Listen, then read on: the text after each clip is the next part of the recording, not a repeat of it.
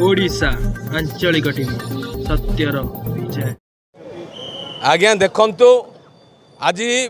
12टी केंद्रीय trade union तरफ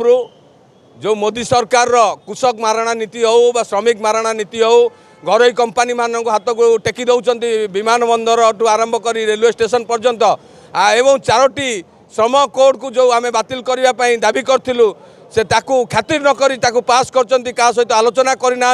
आगे आपण मैंने देखु दर दाम हु बढ़ी चली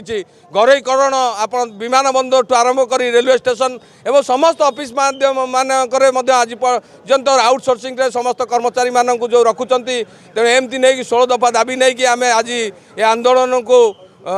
समर्थन जनइु तेणु आपको तुरंत एथुरु प्रत्याहार करा जाऊ एवं सरकार एप्रति हस्तक्षेप करंतु समस्त ट्रेड यूनियन को डाकंतु आलोचना करंतु ये 4टी श्रम कोड को बातिल करंतु एवं घरीकरण एवं आउटसोर्सिंग को तुरंत बंद करवा आमर दाबी।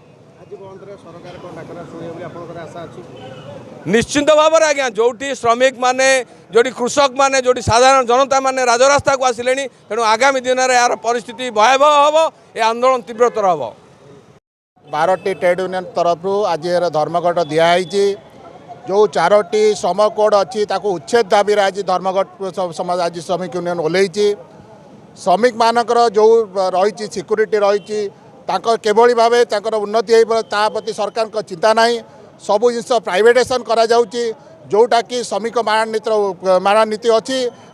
श्रम कोड को उल्लंघन करुच्ची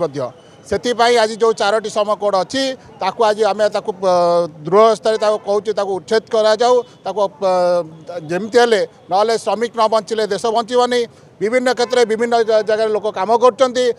कौन सिक्यूरीटी ना कौन स्थायित्व ना से स्थायित्व एवं सिक्यूरीटी आज डिमांड रही निश्चित भाव आज आम सरकार पाखे रखू दाबी रखू निश्चित 4टी श्रम कोड को उच्छेद करूँ एवं श्रमिक बचातु यही आम नारा एवं मिलित ट्रेड तरफ आज धर्मघट आज सफल होती लोक शतपथ भाव आज जड़ित होती आज आम राजस्व को ओल्ल चेतई देवा चाहूँ जदि आगामी दिन में नीति प्रणयन करती आहरी श्रमिक नीति करती आगामी दिन लड़े तीव्रतर।